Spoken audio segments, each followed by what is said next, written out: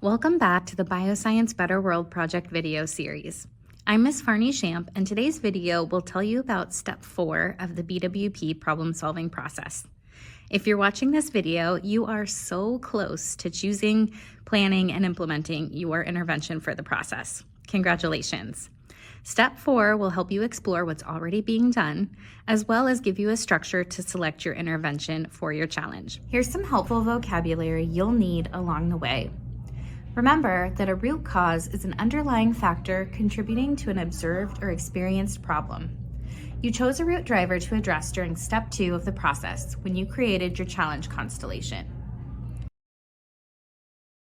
A decision matrix, sometimes called a criteria matrix, is a problem-solving tool. It asks you to rate all of your ideas based on a predetermined set of criteria. We'll talk more about this later. An intervention is an action you will take to better your issue. We don't expect you to solve the problem you selected, but we do expect that you take meaningful action to address the challenge. Now, think back to step 2 of the challenge. You created a challenge constellation then and selected a root driver. Is that still the root driver that you'd like to select in your intervention?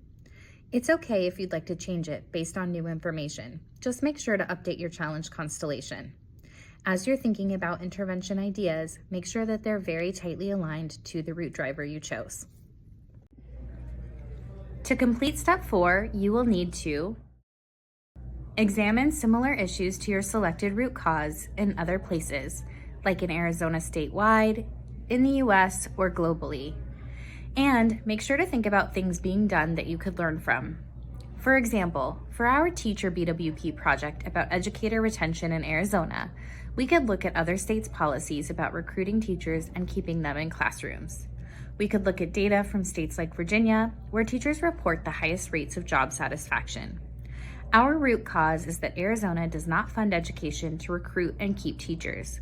So in exploring the issue elsewhere, we should give special consideration to the state funding and how differences in funding impact the issue.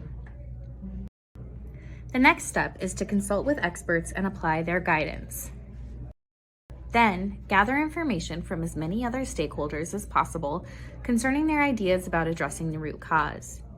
Make sure to keep in mind the social, environmental, and economic perspectives involved. Next, you'll divide several strategies to address your root cause using all of the information you have so far. Keep input from stakeholders at the top of mind throughout the process. Next, develop a decision matrix to help you evaluate potential intervention ideas. The decision matrix is a tool that helps us make informed choices based on a set of predetermined criteria. You will assign numeric values to each criterion as a way to visualize which strategy is best. Here's an example of the use of a criteria matrix. Let's say you and some friends would like to study for an upcoming assessment together. Your choices are to stay after school, to go to the library, to go to a coffee shop, or to use a virtual platform like Microsoft Teams to get together online.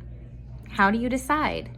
You can weigh your options by ranking them by some criteria that are important to you: convenience, ambiance, other amenities, parental approval, and level of distraction. Then you can use a 1 to 5 rating scale to rank each option based on the criteria. When doing this, make sure that you are ranking the criteria on a common scale. This can be a little tricky. For example, for most of the criteria on this list, a high number represents a higher desired outcome. A coffee shop where you can people watch, drink caffeine, listen to good music, and eat pastries will have a high amenities score. But when thinking about distraction, you will want less distraction for studying.